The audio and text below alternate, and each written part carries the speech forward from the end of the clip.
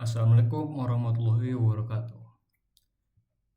Perkenalkan, nama saya Farhan Ahmad Palevi dengan NIM 163251086 dari mata kuliah Pemrograman Dasar kelas RKA 2. Di sini saya akan menjelaskan learning journal saya yang merupakan soal dari latihan kuis berurutan 1 sampai 4 yang ada pada latihan sebelumnya. Nah, kita mulai dari sisi objektif. Dari soal tersebut, kita dapat mempelajari beberapa konsep dasar penting dalam bahasa C. Soal pertama membahas penggunaan pointer untuk memanipulasi data melalui alamat memori. Lalu soal kedua, melatih penggunaan perulangan atau for dan operasi aritmatika untuk menghitung jumlah bilangan genap. Soal ketiga, memperkenalkan struktur atau struct sebagai cara menyimpan beberapa data yang saling berkaitan dalam satu tipe data. Soal keempat, menerapkan algoritma pencarian linear atau linear search untuk menemukan data dalam array dengan memahami pointer, perulangan, struktur data, dan algoritma pencarian. Jadinya, mahasiswa memperoleh dasar yang kuat untuk mempelajari pemrograman yang lebih kompleks. Nah, dari sisi aktivitas yang merupakan soalnya, yang pertama, tukar dua bilangan bulat menggunakan sebuah pointer. 2. Jumlah bilangan genap dari 1 hingga n. 3. Menyimpan dan menampilkan data mahasiswa. 4. Pencarian linear pada sistem array. Kita mulai result dan evaluasinya. Nomor 1. Buatlah fungsi void tukar antara integer A dan integer B yang menukar nilai dua bilangan bulat tanpa menggunakan variabel global di dalam main. Deklarasikan dua bilangan bulat ini, panggil fungsi tukar, lalu cetak nilainya sebelum dan sesudah pertukaran. Kita mulai di VSC atau Visual Studio Code.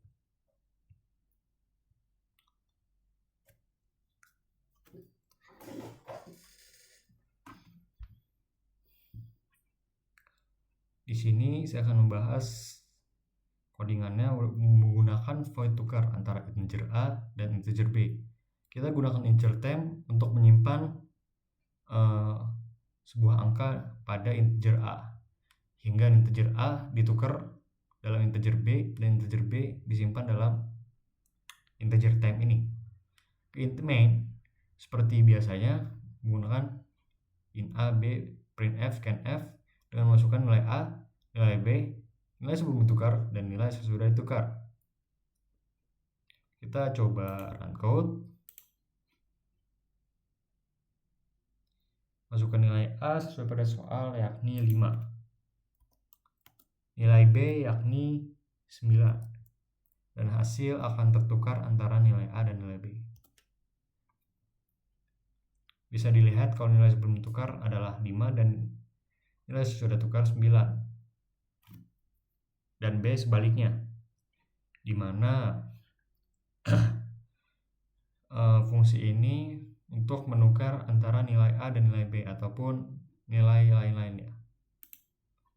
Program ini menggunakan pointer sebagai fungsi tukar dengan menerima alamat memori dari variabel A dan B. Nilai A disimpan sementara pada variabel temp, kemudian nilai B dipindahkan ke A dan nilai temp dipindahkan ke B dengan pointer.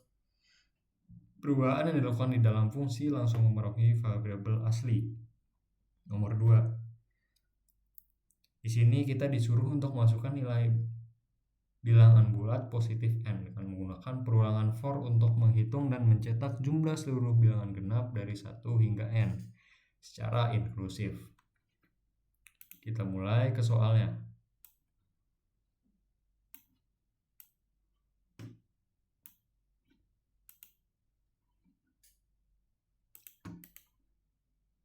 Kita coba run code. Sebelumnya saya bahas codingannya ini. Seperti biasa menggunakan in main, di mana integer yang di ini adalah n dan jumlah sama dengan 0. Nah, Kita coba run code dengan masukkan nilai n sesuai pada soal, yakni 10. Dan bilangan genap dari hasil ini, yakni jumlah bilangan genapnya yakni 30. Kenapa hasil dari jumlah ini 30? Bagaimana angka 30 bisa dicetak pada hasil penjumlahan dari bilangan genap ini? Nah, kuncinya ada pada jumlah ini. Jadi for ini mencetak jumlah yang ditambah dari angka 2 hingga angka n yang tadi saya masukkan, yakni nilainya 10 dengan menggunakan printf sebagai tambahan, yaitu nilai plus, sehingga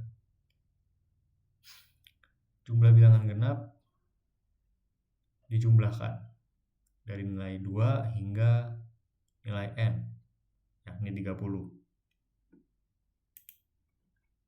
Program meminta pengguna untuk masukkan nilai n perulangan for dimulai dari angka 2 dan bertambah 2 setiap iterasi sehingga hanya bilangan genap yang diproses. Setiap bilangan genap dijumlahkan ke variabel jumlah. Setelah perulangan selesai, total jumlah seluruh bilangan genap dari 1 sampai 2 ditampilkan. Nomor 3. Definisikan struct mahasiswa dengan field. Nama menggunakan string, name dengan integer, IPK dengan float. Di dalam main, deklarasi satu variabel bertipe struct. Tersebut isi fieldnya sama dengan masukan pengguna, lalu tampilkan seluruh informasinya secara rapi.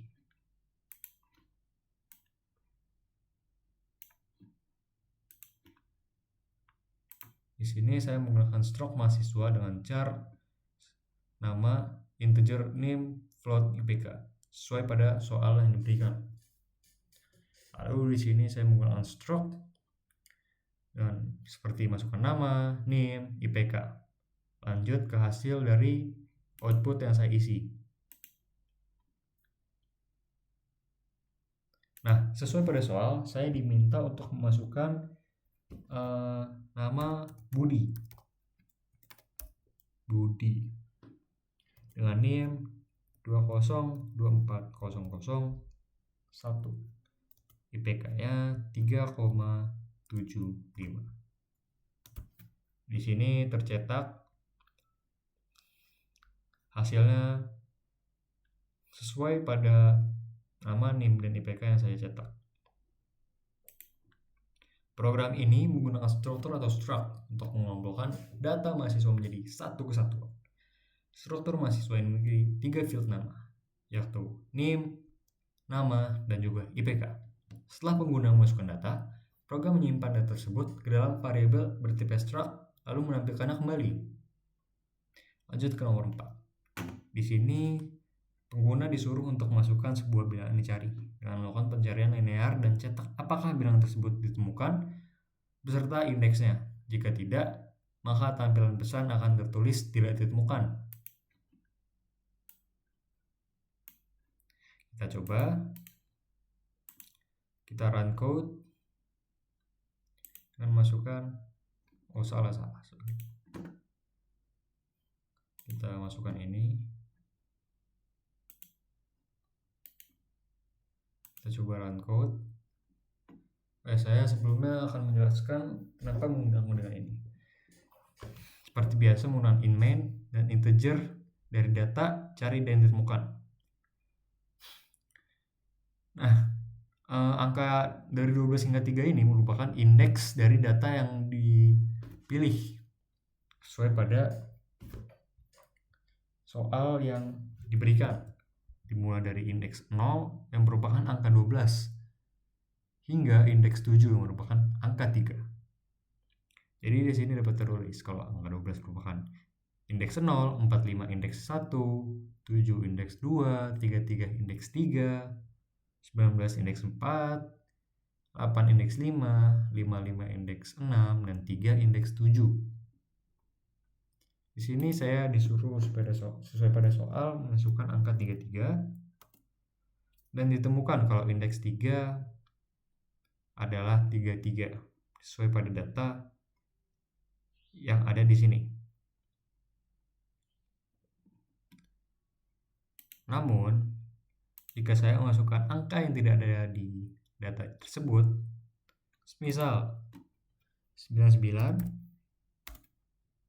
maka tertulis kalau 99 ini tidak ditemukan dalam array codingan yang ada. Nah, program ini menggunakan metode linear search atau sequential search. Data dicari satu persatu mulai dari indeks pertama hingga indeks terakhir. Jika nilai yang dicari temukan, program menampilkan indeks dan akan menghentikan pencarian penggunaan. Jika seluruh elemen sudah diperiksa tetapi tidak ada yang cocok, program akan menampilkan pesan kalau data ini tidak ditemukan. Mungkin itu saja yang bisa saya bahas dalam learning journal saya yang merupakan soal kuis pada pertemuan sebelumnya. Kurang lebih mohon maaf jika ada kata-kata yang kurang dimengerti. Wassalamualaikum warahmatullahi wabarakatuh.